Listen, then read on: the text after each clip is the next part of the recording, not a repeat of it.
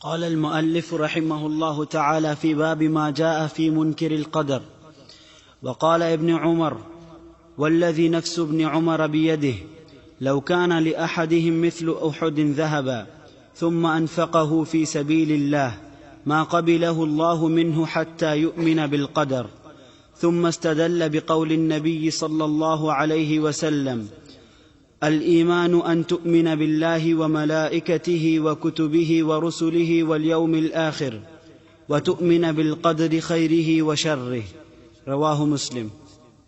احسنت، بارک اللہ فیک. باب ما جاء فی منکر القدر. منکرین تقدیر کے بارے میں شریعت میں کیا وارد ہوا، یعنی کیا وعید شدید ہے منکرین تقدیر کے بارے میں. تقدیر پر ایمان یہ اصل ایمان ہے، رکن ایمان ہے. ایمان کے 6 ارکان ہیں، ان میں سے چھٹا رکن تقدیر پر ایمان لانا. تو ہمارا اس پر ایمان ہے، اللہ کی تقدیر حق ہے، اور تقدیر پر ایمان کے جتنے مراحل ہیں ہمارا ان پر ایمان ہے. اور جو لوگ تقدیر کے منکر ہیں وہ وعید شدید کے مستحق ہیں. شیخ الاسلام نے 3 حدیث ذکر کی ہیں. پہلی حدیث میں تقدیر پر ایمان لانے کا حکم، اور اس کے بعد 3 حدیث مزید کہ جو منکرین تقدیر ہیں ان کے لیے کیا شرعی وعید، کس عذاب کے مستحق ہیں، کس وعید کے مستحق ہیں. تو ہم یہ حدیثیں پڑھ لیتے ہیں اور بعد میں ان تقدیر پر ایمان لانے کا طریقہ، تقدیر کے مراتب، ان پر کچھ بحث کر لیں گے تاکہ یہ سارا معاملہ ہم پر واضح ہو جائے. تو پہلی حدیث حکم الایمان بالقدر، تقدیر پر ایمان لانے کا کیا حکم. ابن عمر فرماتے ہیں: والذی نفس ابن عمر بیدہ، اس ذات کی قسم جس کے ہاتھ میں ابن عمر کی جان ہے، جس کے ہاتھ میں ابن عمر کی جان ہے. ہمارے اکثر لوگ اس کا ترجمہ یوں کرتے ہیں کہ جس کے قبضہ قدرت میں میری جان ہے، کیونکہ اللہ کے ہاتھ کو نہیں مانتے، ید کی صفت میں تعویل کرتے، پھر معنی بھی غلط کرتے ہیں. قبضہ قدرت میں، اس کے قبضے میں میری جان، یہ معنی غلط ہے. جس کے ہاتھ میں میری جان، ید اللہ کی صفت ہے، ہمارا اس پر ایمان ہے کسی تعویل کے بغیر.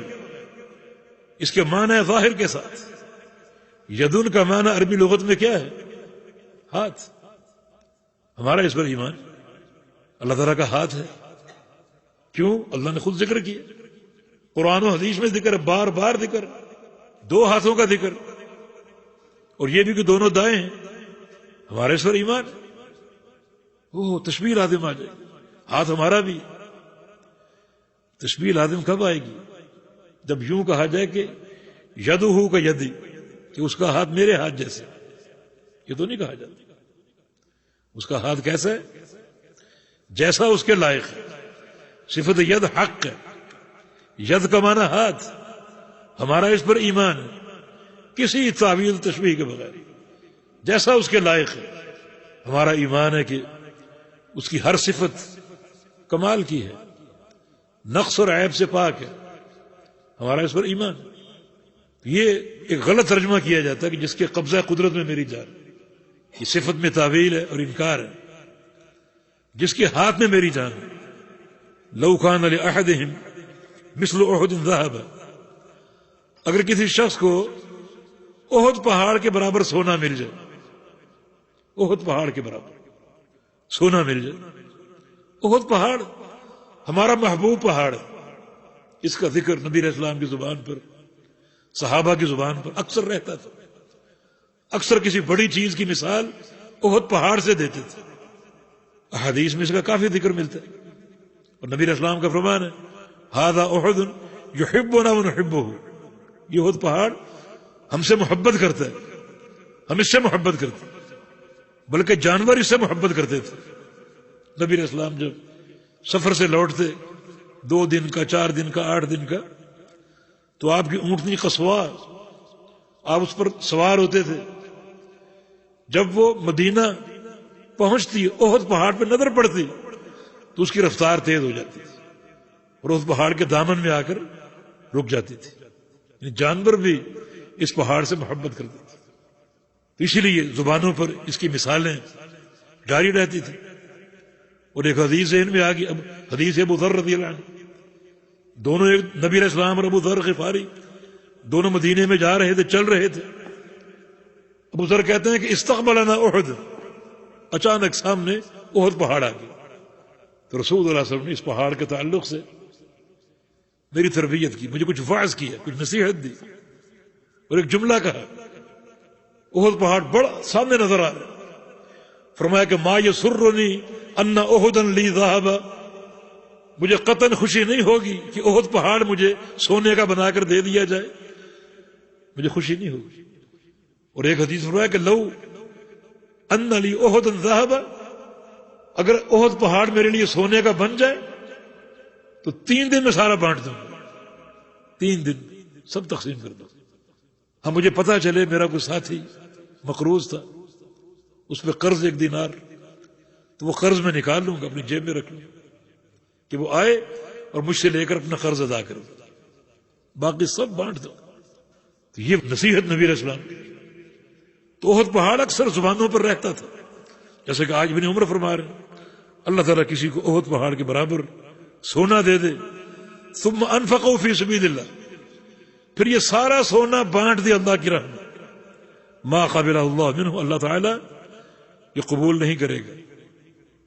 اتنی بڑی خیرات، اتنا بڑا صدقہ اللہ تعالیٰ قبول نہیں کرے گا حتی یؤمن بالقدر، حتیٰ کہ اس کا تقدیر پر ایمان صحیح ہو، تقدیر پر اس کا ایمان درست ہو، مکمل ہو. اس وقت تک اتنی مقدار کا سونا بھی، اتنا صدقہ بھی اللہ تعالیٰ قبول نہیں فرمائے. تقدیر پر ایمان صحیح کیسے ہوگا؟ تقدیر پر ایمان کے 4 مراتب ہیں. تقدیر پر ایمان کے 4 مراتب ہیں.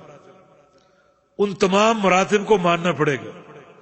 اگر کسی مرتبے میں کوئی شک ہے یا اس کا انکار ہے تو تقدیر پر ایمان درست نہیں ہوگا، قابل قبول نہیں ہوگا. پہلا مرتبہ اللہ تعالیٰ کا علم سابق، اللہ تعالیٰ کا علم سابق.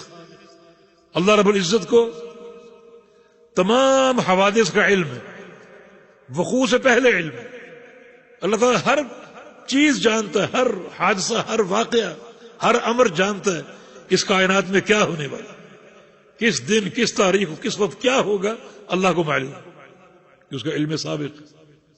ہمارا اس پر ایمان ہے. جو لوگ تقدیر کے منکر ہیں ان کا اشکال علم سابق پر ہے. قدریہ فرقہ، ان کا اشکال اس علم سابق پر. وہ علم سابق کو نہیں مانتے. وہ کہتے ہیں الامر مستأنف یا الامر انف، کہ معاملہ مستأنف ہے. کیا کہ جو چیز ہو جاتی ہے وہ ہونے کے بعد اللہ کے علم میں آتی ہے، پہلے اللہ کو معلوم نہیں ہوتی. نعوذ باللہ. یہ قدریہ کا نظریہ. اللہ تعالیٰ کی شان میں اتنی گستاخی، اس کے علم کا انکار، اس کے اس عظیم صفت کا انکار، یہ ان کے شبہ کا سبب کہ اللہ تعالیٰ کو پہلے سے معلوم نہیں. بندہ عمل کرتا ہے تو اللہ کو معلوم ہوتا ہے اور اللہ اس عمل کا اس کو اجر دیتا ہے. یا گناہ کرتا ہے تو اللہ کو بعد میں معلوم ہوتا ہے اور اللہ اس کا گناہ جو اس کا وزر ہے وہ اس کو دیتا ہے. تو چونکہ یہ اللہ تعالیٰ کا علم سابق کے منکر، لہذا پوری تقدیر کے منکر، پوری تقدیر کے منکر. اس وقت تک تقدیر پر ایمان درست نہیں ہوگا جب تک یہ پہلا جو مرحلہ تقدیر پر ایمان کا ہے، اللہ تعالیٰ کے علم سابق پر ایمان لانا حق ہے. اللہ تعالیٰ کو سب معلوم ہے، قیامت تک معلوم ہے، قیامت کے بعد کیا ہوگا، کون جنتی کون جہنمی، ہر چیز اللہ کے علم ہے. اور اللہ رب العزت نے اس کو لکھنے کا حکم دیا، یہ لکھا. یہ مرتبہ ثانیہ کتابت القدر. اللہ تعالیٰ کو ہر چیز معلوم ہے، یہ اللہ کا علم سابق مرتبہ اولا. مرتبہ ثانیہ اللہ تعالیٰ نے اسے لکھنے کا حکم دیا، یہ لکھا. ان اللہ کتب مقادیر الخلائق قبل ان يخلق السماوات والارضین ب50,000 سنہ. اللہ تعالیٰ نے تمام خلائق کی تقدیریں لکھی.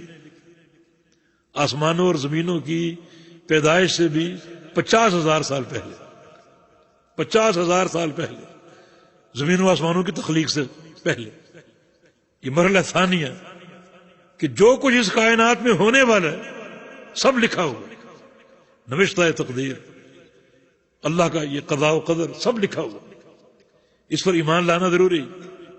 تیسرا مرحلہ یہ ہے کہ اب اس کائنات میں جو کچھ ہو رہا ہے وہ اس لکھے ہوئے کے مطابق ہو رہا ہے، جو کچھ ہو رہا ہے لکھے ہوئے کے مطابق ہو رہا ہے، یعنی جو اللہ تعالیٰ کا علم ہے، جو لکھنے کا حکم دیا، یہ سب اس کے مطابق ہو رہا ہے، یہ سب اللہ کی خلق ہے، اللہ تعالیٰ کا امر ہے، اس کی مشیت اور اس کا اختیار ہے، بالکل اس لکھے ہوئے کے مطابق ہو رہا ہے، کوئی فرق نہیں۔ اگر فرق ہوگا تو اللہ تعالیٰ کے علم پر یہ شبہ اور حملہ ہوگا، کوئی فرق نہیں، سب کچھ ایسا ہی لکھا ہوا جو کچھ ہو رہا ہے۔ ہمیں اس کا علم کیسے ہوگا؟ ہمیں اس کا علم کسی کام کے ہو چکنے کے بعد ہوگا کہ اللہ کی تقدیر میں یہی لکھا ہوا، ہمارا یہ ایمان ہے، یا پھر اللہ اور اس کے رسول نے کوئی پیش گوئی کی ہو، کوئی خبر دی ہو، جیسے رسول اللہ صلی اللہ علیہ وسلم نے ایک خبر دی تھی کہ مدینہ میں ایک آگ جلے گی، تضیء لها اعناق الابل البصرى، اتنی وہ روشن اور اونچی آگ ہوگی کہ اس آگ سے بصرہ میں اونٹوں کی گردنیں چمکیں گی اور ان پر روشنی آئے گی۔ مدینے کی آگ کی روشنی بصرہ میں آئے گی اور اونٹوں کی گردنیں اس سے چمکیں گی۔ اور غالباً 6 ہجری کے واقعات میں البدایہ والنہایہ میں حافظ ابن کثیر نے اس آگ کا ذکر کیا کہ قافلے میں کچھ لوگ جا رہے تھے اونٹوں پر، اور انہیں اونٹوں کی گردنوں پر روشنی دیکھی۔ تو یہ حق ہے، ان حدیثوں پر ہمارا ایمان ہے کہ رسول اللہ صلی اللہ علیہ وسلم نے جو پیش گوئیاں فرمائی ہیں وہ ساری ہوں گی۔ تو تقدیر کا ہمیں علم کیسے ہوگا؟ کسی بھی چیز کے ہو چکنے کے بعد، اور یا پھر اللہ اور اس کے رسول کو خبر ہو، ہمارا اس خبر پر ایمان ہے کہ ایسا ہو کر رہے گا۔ بعض اوقات اس کی ایک تاریخ متعین ہوتی ہے، جس نبی علیہ السلام نے فرمایا تھا جنگ بدر والے دن کہ ھذا مسرع فلان الغد انشاءاللہ، کہ کل یہاں فلاں کافر کی لاش گرے گی۔ آپ نے تعین فرمایا یہاں فلاں کافر گرے گا، یہاں فلاں گرے گا۔ حضرت عمر فرماتے ہیں کہ اگلے دن میں نے دیکھا اور وہی کافر گرے ہوئے تھے جہاں اللہ کے پیغمبر صلی اللہ علیہ وسلم نے نشاندہی فرمائی تھی۔ تمہارا اس پر ایمان ہے۔ یہ تقدیر کی معرفت کا کہ 2 طریقے یا 2 راستے۔ اور چوتھا مرحلہ یہ ہے کہ جو کچھ ہو رہا ہے آپ یہ نہ سمجھیں کہ یہ نوشتہ تقدیر کی مجبوری کی بنا پر ہو رہا ہے، نہیں، جو کچھ ہو رہا ہے اللہ تعالیٰ کی مشیت کے مطابق ہو رہا ہے، اس کی مشیت کے خلاف نہیں۔ اس کی مشیت بھی یہی ہے، جو کچھ ہو رہا ہے اس لیے نہیں ہو رہا کہ چونکہ لکھا جا چکا لہذا مجبوراً ایسا ہو، نہیں، یہ پروردگار کی مشیت کے مطابق۔ تو قدریہ تقدیر کے منکر تھے اور ان کا انکار پہلے مرحلے پر تھا، یعنی اللہ تعالیٰ کے علم سابق کا انکار۔ ان کا مقابلہ جبریہ نے کیا۔ وہ کہتے ہیں کہ دیوار پہ گیند مارو جتنی قوت سے اتنی طاقت سے وہ آپ کے پاس واپس آئے گی۔ تو جبریہ نے بھی قدریہ کا مقابلہ اسی طاقت سے کیا، اور قدریہ نے آخری مرحلے کا انکار کیا، علم سابق کو بھی مانا، اللہ کی خلق کو مانا، کتابت کو مانا، آخری مرحلے کا انکار کیا۔ آخری مرحلہ کیا ہے کہ سب اللہ کی مشیت کے مطابق ہو رہا ہے، اللہ تعالیٰ کی مشیت کے مطابق ہو رہا ہے۔ انہوں نے اس مشیت کو ایسا مانا کہ ہر بندے کو تقدیر کے آگے مجبور محض بنا دی، کہ بندہ جو کچھ کر رہا ہے نوشتہ تقدیر سے مجبور ہو کر رہا ہے، اس کا اپنا کوئی اختیار نہیں، اس کا اپنے اختیار کو کوئی عمل دخل نہیں۔ وہ کہتے ہیں جیسے ہوا چلتی ہے درخت کے پتے ہلتے ہیں، اس میں پتوں کا کوئی اختیار نہیں۔ یا ایک شخص راشا کا مریض ہو جائے اس کے ہاتھ ہلتے رہتے ہیں، اس کے اختیار سے نہیں بلکہ اس کا مرض ہے، یہ اس کا اضطرار ہے۔ تو بندہ جو کچھ کر رہا ہے، کوئی بندہ گھر سے نکلتا ہے اور کہاں جاتا ہے؟ مسجد میں۔ کوئی گھر سے نکلتا ہے اور کہاں جاتا ہے؟ شراب خانے میں۔ مسجد میں آنے والا بھی نوشتہ تقدیر پر مجبور ہے، اور شراب خانے میں جانے والا بھی نوشتہ تقدیر پر مجبور ہے۔ بندے کا اپنا کوئی اختیار نہیں۔ یہ قدریہ کو انہوں نے رد کیا، تمام مراحل کو مانا، آخری مرحلے میں انہوں نے شبہات داخل کر دی اور گمراہ ہو گئے. قدریہ بھی گمراہ ہیں اور جبریہ بھی گمراہ ہیں. بحمد اہل سنہ کا عقیدہ بالکل کتاب و سنت سے ماخوذ ہے. ان کا چاروں مراحل پر ایمان ہے. اور جہاں تک چوتھا مرحلہ اللہ تعالیٰ کی مشیت کا ہے، تو یہاں تقدیر کی دو قسمیں. ایک ہے تقدیر سارے امور میں، خلق ہو، اماتہ ہو، احیاء ہو، کسی کو پیدا کرنا، کسی کو مارنا، روزی کی تقسیم، کسی کا مالدار ہونا، کسی کا غریب ہونا. ان سارے اعمال میں تقدیر جو ہے، اللہ تعالیٰ کا فیصلہ، یہ سارے اس کی مشیت کے ساتھ. کیا ہوگا؟ جو اللہ چاہے گا. کون شخص کب پیدا ہوگا؟ جب اللہ چاہے گا. کب مرے گا؟ جب اللہ چاہے گا. کتنا کھائے گا؟ جتنا اللہ چاہے گا. مالدار ہوگا اللہ کی مشیت سے، غریب ہوگا اللہ تعالیٰ کی مشیت سے. یہ سارے امور مشیت کے تحت.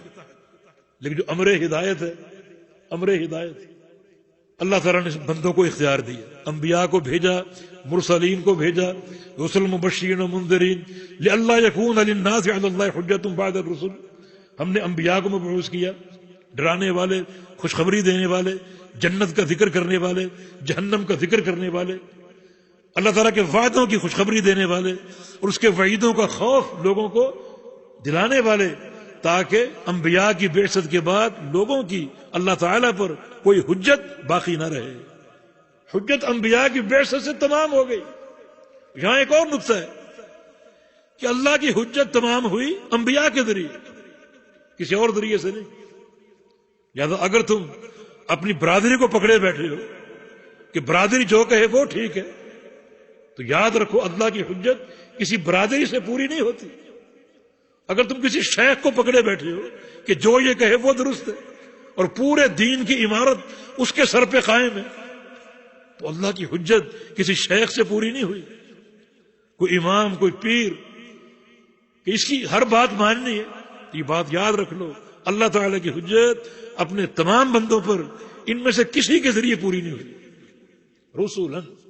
رسولوں سے پوری ہوئی. جب تک رسول کی اتباع نہیں کرو گے ہر معاملے میں، اس وقت تک تم ہدایت پر نہیں.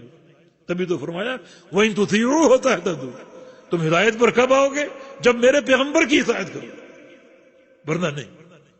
تو اللہ نے انبیاء بھیجے، انہوں نے پورا تعارف کرایا، جنت کا راستہ، جہنم کا راستہ، اور لوگوں کو یہاں اختیار دیا. اِنَّا هَدَيْنَاهُ السَّبِيلَ إِمَّا شَاكِرًا وَإِمَّا كَفُورًا. ہم نے راستہ دکھا دیا، یہ راستہ جنت کی طرف جا رہا ہے، یہ راستہ جہنم کی طرف جا رہا ہے. اب میرے بندے تجھے اختیار ہے، جو چاہے راستہ اختیار کرے، جو چاہے راستہ اختیار کرے. اب جو بندہ اپنے اختیار سے، اپنی خوشی سے جنت کا راستہ اختیار کرے گا وہ جنتی، اور جو اپنے اختیار سے جہنم کی راہ پر چلے گا وہ جہنمی. تو سوال یہ ہے کہ اختیار جو راستے کا اختیار ہے، اس میں اللہ کی مشیت نہیں؟ اس میں بھی ہے، اختیار موجود ہے، مگر بندہ جو اختیار کرے گا وہ اللہ کی مشیت سے باہر نہیں ہوگا. قل ان الامر کلہ للہ. سارا امر، سارا اختیار اللہ کے پاس ہے. بندے کا کوئی راستہ اختیار کرنا اپنی مرضی سے ہے، مگر اس کی یہ مرضی بھی اللہ کی مشیت کے تحت ہے. لمن شاء منکم یستقیم وما تشاءون الا ان یشاء اللہ رب العالمین. تم میں سے جو چاہے سیدھا راستہ اختیار کر لے، لیکن تم کون سا راستہ اختیار کرو گے؟ جو اللہ چاہے گا. تمہارا کسی راستے کو اختیار کرنا اللہ کی مشیت سے باہر نہیں ہے. معاملہ یہ ہے کہ اللہ تعالیٰ نے رسول بھیجے، انبیاء بھیجے، ان کی دعوت ہم تک پہنچی، ہمیں اختیار دیا گیا، کوئی پابندی نہیں. لا اکراہ فی الدین، کوئی پابندی نہیں. دعوت ہمارے سامنے آ گئی، ہم قبول کریں یا نہ کریں اپنی مرضی سے، لیکن جو مرضی ہماری ہوگی وہ پروردگار کی مشیت سے خارج نہیں. اللہ تعالیٰ جنت کا خالق ہے اور جہنم کا خالق ہے. اللہ تعالیٰ جانتا ہے کہ جنت کا اہل کون ہے. فلاں شخص کو اللہ کی مشیت سے ہدایت مل گئی، مانا وہ جنتی ہے. کیوں؟ فلاں شخص کو اللہ کی مشیت سے ہدایت نہیں ملی، مانا وہ جہنمی ہے. کیوں؟ بس یہاں نبی علیہ السلام کی حدیث اذا ذکر القدر فامسکوا، جب تقدیر پر بات چلتے چلتے جہاں تک بات آ جائے خاموش ہو جائے. یہ اللہ کا راز، یہ اللہ کا راز. قیامت کے دن کھلے کہ ممکن کہ فلاں جنت کا حل کیوں ہے اور فلاں جہنم کا حل کیوں ہے، لیکن اختیار میں بندے کی مرضی شامل. امیر المومن عمر بن خطاب نے عرض کیا تھا یا رسول اللہ ففیم العمل، جب جنتیوں جہنمیوں کے فیصلے ہو چکے ہیں تو عمل ہم کیوں کریں؟ افلا نتکل علی کتابنا، اپنی تقدیر پر بھروسہ کر کے بیٹھ جائیں، عمل کیوں کریں؟ فرمایا کہ اعملوا فکل میسر لما خلق له، عمل کرو عمل کرو. ہر شخص جس گھر کے لیے پیدا کیا گیا ہے اس گھر کے مطابق چلایا گیا ہے. جنت کے لیے پیدا کیا گیا تو جنت والے عمل اس پر آسان ہو جاتے ہیں، اور جہنم کے لیے پیدا کیا گیا تو جہنم والے عمل اس کے لیے آسان ہو جاتے ہیں. تو اعملوا میں بندے کی مرضی ہے، اعملوا عمل کرو، عمل سے رکاوٹ نہیں، عمل کرو، بندے کی مرضی ہے. اور کل میسر، ہر شخص کا میسر ہونا، اس کے لیے آسانی پیدا کیا جانا، یہ اللہ کی مشیت، یہ اللہ تعالیٰ کی مشیت. اہل سنہ کا عقیدہ بالکل وسط، ایک طرف قدریہ کا انکار، ایک طرف مرجیہ کا انکار. اہل سنہ کا عقیدہ وسط بین القدریہ والجبریہ. تو یہ تقدیر کے 4 مراحل، ان پر ایمان لانا ضروری. اگر کسی مرحلے کا انکار کرو گے تو تقدیر پر ایمان درست نہیں ہوگا. اور زیادہ باتیں بھی نہ کرو. وہاں بن منبہ کا قول ہے کہ اعلم الناس بالقدر اسکتهم فی، کہ تقدیر کا سب سے بڑا عالم وہ ہے جو تقدیر کے معاملے میں سب سے خاموش ہے. زیادہ باتیں نہ کرے. جو زیادہ باتیں کرے وہ تقدیر کے بارے میں جاہل. اللہ کا راز ہے، کون اس کو جان سکتا ہے؟ تو جہاں تک باتیں ہوئیں یہاں تک بات کریں، اب آگے نہ جائیں کہ فلاں کو ہدایت کیوں ملی اور فلاں کو گمراہی کیوں ملی، فلاں جنت کا حل کیوں ہے اور فلاں جہنم کا حل کیوں ہے. نہیں، اسی جگہ پر رک جاؤ. بس اللہ کی تقدیر، اس کی حکمتیں جن کی ہمیں خبر نہیں ہے، اللہ کا سر ہے. یہ ہو سکتا ہے قیامت کے دن افشا ہو اور یہ باتیں سامنے آئیں. تو یہ 4 مراحل پر ایمان لانا ضروری ہے. اگر کسی مرحلے پر ایمان نہیں ہوگا تو تقدیر پر ایمان درست نہیں ہوگا. اس کی کیا وعید ہے؟ یہ 3 حدیثیں وعید پر مشتمل ہیں. جی.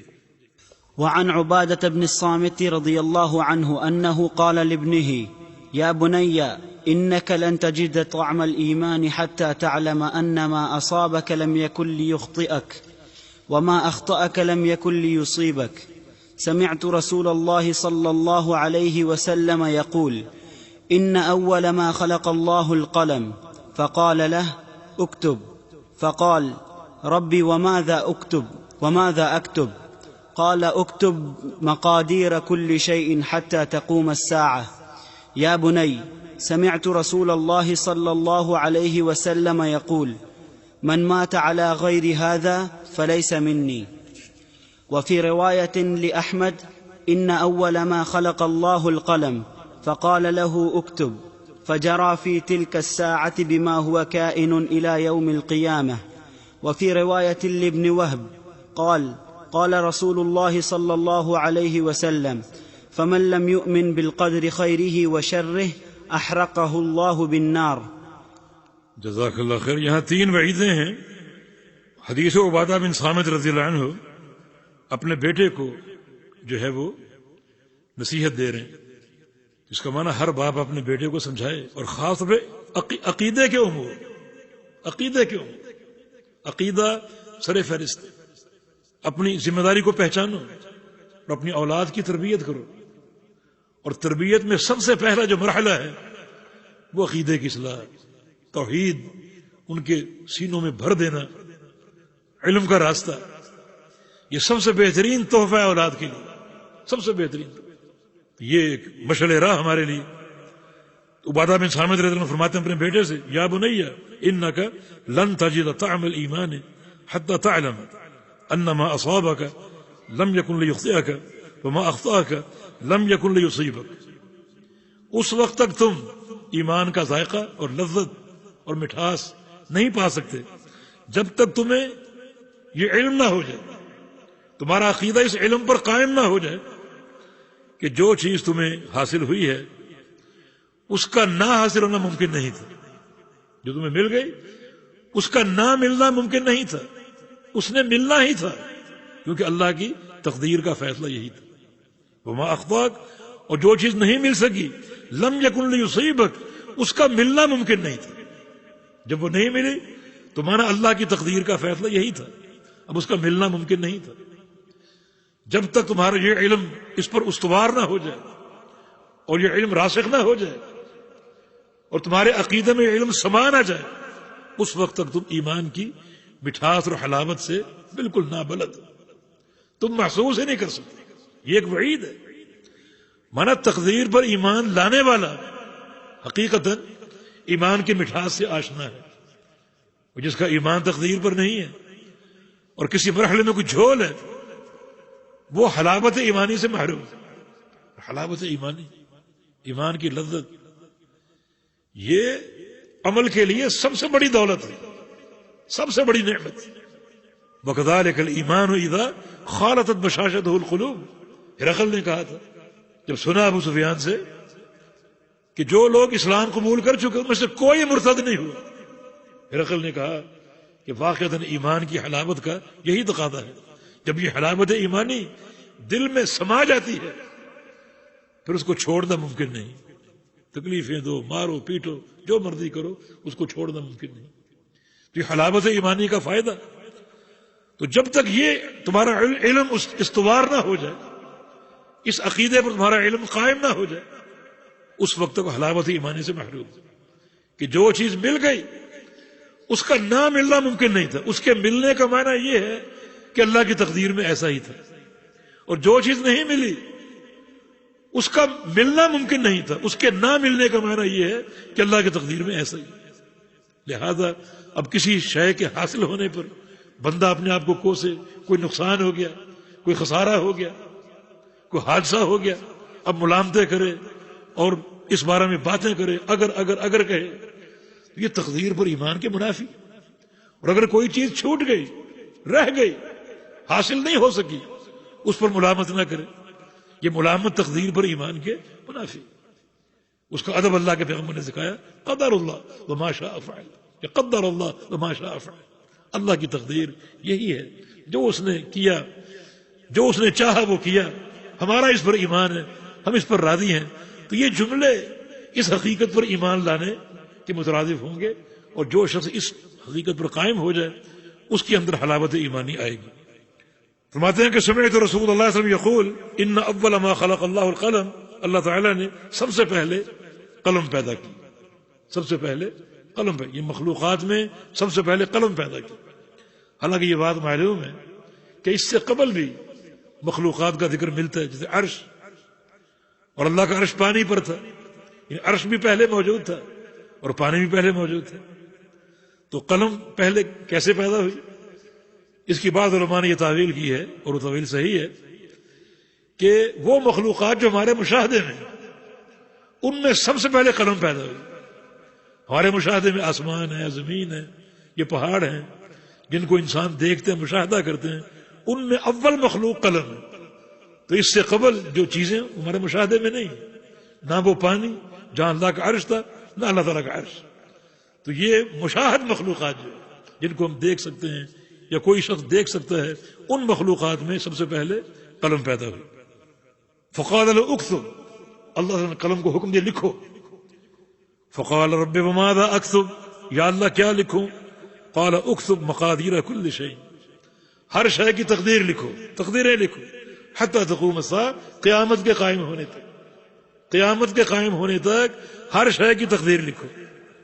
یا بنی سمعت رسول اللہ صلی اللہ علیہ وسلم یقول، میرے بیٹے، یہ محبت کا انداز عبادہ بن صامت کا، میرے پیارے بیٹے، میں نے پیغمبر علیہ السلام کو یہ فرماتے ہوئے سنا ہے، من مات علی غیر ھذا فلیس منی، جس شخص کا انتقال، جس کی موت اس عقیدے کے علاوہ کسی اور عقیدے پر آ گئی، وہ ہم میں سے نہیں، لیس منی، ہمارے طریقے پر نہیں ہے، ہماری جماعت سے نہیں ہے، ہمارے دین پر نہیں ہے، جس کی موت اس عقیدے کے علاوہ کسی موت پر آ گئی. یہاں دو وعیدیں ہیں. اگر تقدیر پر ایمان درست نہیں ہے تو یا تو حلاوت ایمانی سے محرومی ایک وعید، اور دوسرا ایسا شخص نبی علیہ السلام کے طریقے اور آپ کی امت سے الگ ہے، خارج ہے. جی آگے وفی روایت احمد، مسند احمد میں ایک روایت ہے، فرمایا کہ ان اول ما خلق اللہ تعالی القلم، اللہ تعالیٰ نے سب سے پہلے قلم پیدا کی. فقال له اکتب، حکم دیا کہ لکھو. فجرا فی تلک الساعة، وہ قلم چلی اسی گھڑی، لکھنا شروع کر دیا. کیا لکھا؟ بما هو کائن الی یوم القیامہ، جو کچھ قیامت تک ہونے والا ہے قلم نے سب لکھ دی. جو کچھ قیامت تک ہونے والا سب لکھ دیا قلم. یہ مرحلہ کتابت جس پر ایمان لانا ضروری ہے. نبی علیہ السلام کا فرمانا کہ ان ربک قد فرغ من العباد، تیرا پروردگار بندوں کی تقدیر سے فارغ ہو چکا. جف القلم بما هو کائن، جو کچھ ہونے والا ہے اسے لکھ کر قلم خشک ہو چکی. تو اس پر ایمان لائیے، ورنہ وعید کیا ہے؟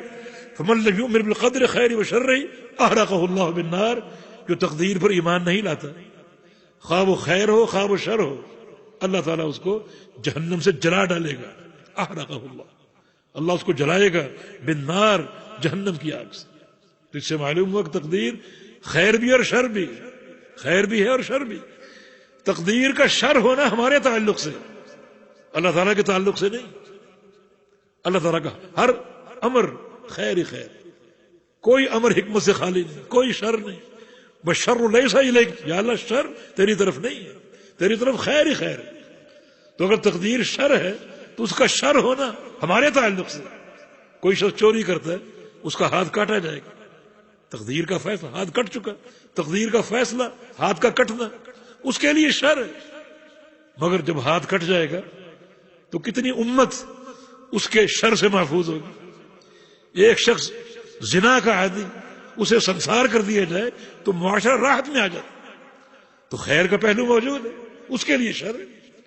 جو قتل ہو گیا اس گناہ کی سزا میں، تو اللہ تعالیٰ کا ہر فیصلہ خیر ہی خیر ہے، شر اس کے افعال میں نہیں ہے. اس کا ہر فیصلہ حکمت کے تحت، اور وہ حکمت خیر ہے، شر اس کے افعال